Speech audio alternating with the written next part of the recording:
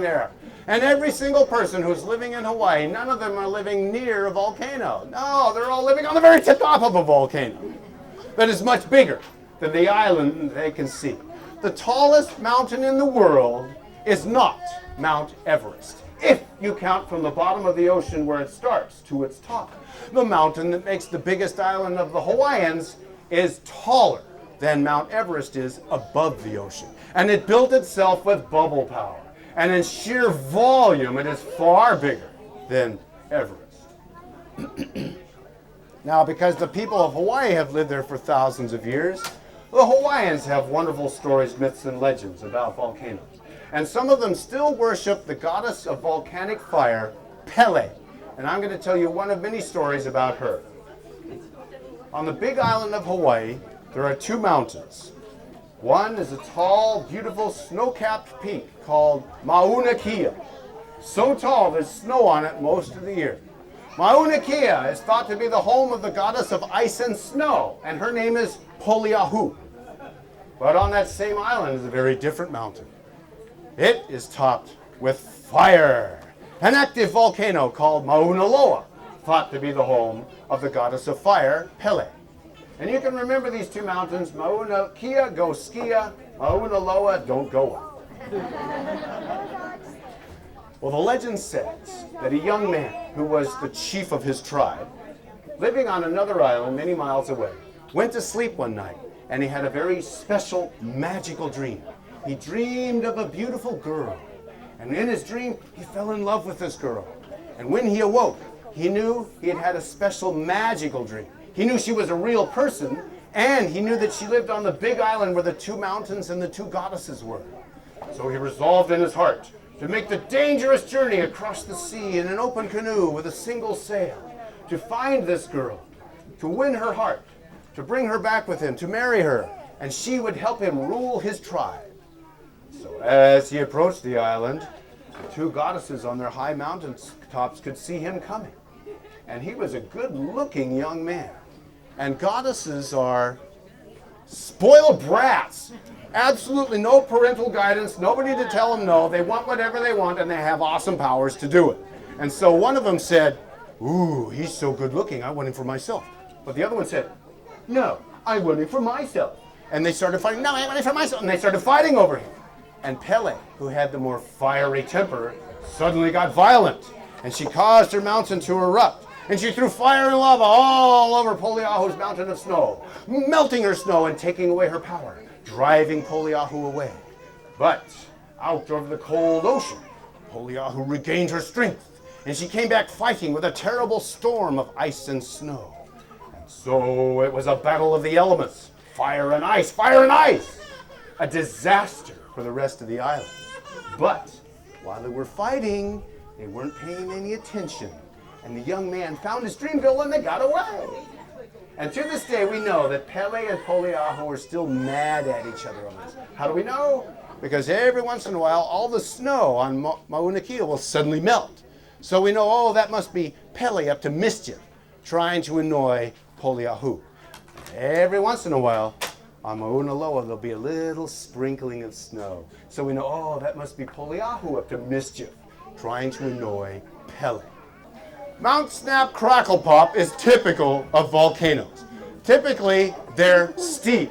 Just being steep and made out of rock full of holes makes them dangerous. They don't even have to erupt to hurt people because they can collapse on one side suddenly. A landslide, anybody living downhill from that is going to be hurt.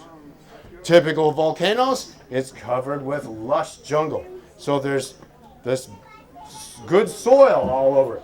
And typical of that, people are taking advantage of the good soil. And so there's the quaint little farming village of Sitting Duck. So, Arden, what you're going to do is you're going to give us the energy to the volcano. Real volcanoes use bubbles, carbon dioxide or steam or both. We're going to use air because we have a lot in the room. What you're going to do is when I say, and only when I say, go Sammy, you go like this. That's all you have to do, okay? So let's have a practice run for you. You put your right hand on there and go Bill. Oh! Just, they always fall for it, don't worry. Okay, go to Disneyland. Go to bed. Go Sammy! Excellent. Okay. Mount Snap Crackle Pop has been quiet for just 1 year. There may be a lot of pressure. There may be not much. It may be plugged up with a strong plug of ash and lava. It may be a crumbly one. I don't know what's going to happen. Everybody keep their eye on the top of the volcano. Okay. Arjun all the way up and all the way down once. Push down. And everybody watch and go Sammy. Oh, did you see that? It wasn't much. It's called a, that's what it's spelled, P-H-T-T-T. A little gas comes out. And, nothing, okay. Shall we go? Close the valve. Let's go for 2 years and see what happens. All the way up and all the way down twice. 1 year. All the way up. 2 years. Everybody watch. And go Sammy. Oh! Now that kind of eruption is called a, and that's spelled P-B-T-T-T. And that was of 1.3 or something. Okay. A is how a volcano gets bigger. One after another. A little bit comes out, nobody's hurt, but it gets bigger and bigger and bigger. Thousands of later, it's a giant mountain. If a volcano did not go, if it only went kablooey every time, it wouldn't be a mountain. It would be a hole in the ground. And there actually are volcanoes called supervolcanoes that never go, they only go kablooey. And they're hard to even recognize as volcanoes because they're holes in the ground. There's one right in the middle of our country. In Yellowstone National Park, there's this big valley where there's a lot of heat from under the ground. And it boils the water in the ground and geysers come up. And for generations, the volcanologists were thinking, there's so much volcanism here, where's the volcano? They finally figured out they're standing in the middle of it. The entire valley of Yellowstone National Park is the opening of a supervolcano that erupts every 150 million years or so.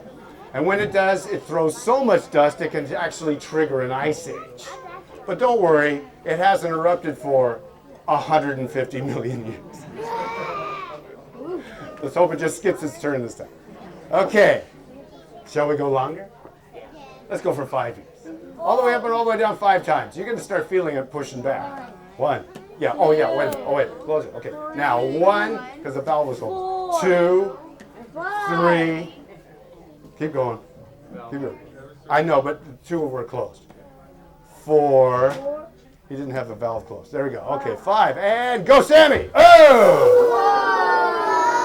Now that eruption has harmed people. It's blocked the roads, so people cannot get out or in to help. It's covered up the crops, so there's nothing to eat. It's made the roofs cave in, so there's nowhere to stay in the cold night. They are on their own, they're cold, and they're hungry. Most people live like this. They don't have armies and helicopters to help. They're on their own. This is why it's very important to know ahead of time what's going to happen so we can help these people get out of the way sooner. Shall we go longer? How long? 10? Let's go 20. Now, to go 20, Arden is strong, but not that strong. There's going to be 20 Ardens pushing back. So she and I are going to do it together because I just got more beef. Okay, so we're going to do it together. And you guys count, but don't count faster than we can pump. You can count a lot, but we have to pump it. It's going to get harder at the end. And 20 years is enough time for people to completely forget what the volcano can do. That's the problem with volcanoes. They can be quiet for so long, people don't remember.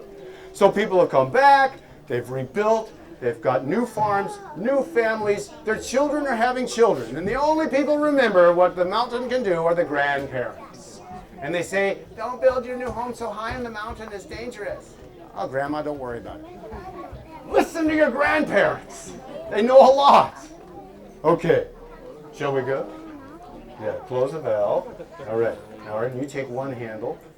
You handle that handle, and I'll take this, and we'll just go together. Ready? Let's get started.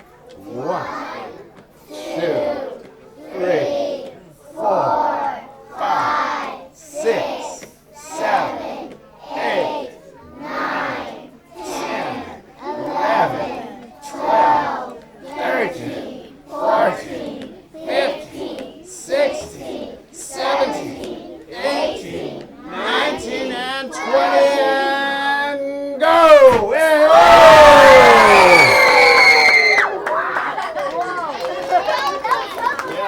Now leave this stuff here. Leave this here. Okay. All right. Now, that kind of eruption isn't just going to hurt the people living nearby. That's going to affect everybody in the world. That's going to throw so much dust around the world, the temperature will be slightly lower, just enough to make food crops not so abundant, and food prices will go up. If it's really bad, there will be starvation. This is why we have to study these things and know well ahead of time what's going to happen. Science is not about what's boring or interesting. Science is about staying alive and saving lives. That's what scientists are trying to do. So, support your local scientists. Maybe one of you, because you're in the right building, will be. Thank you. All right. So put your stuff down. Make your way back. Now, before we're finished, excellent job, both of you artists and Sammy. Good job. Okay, make your way back.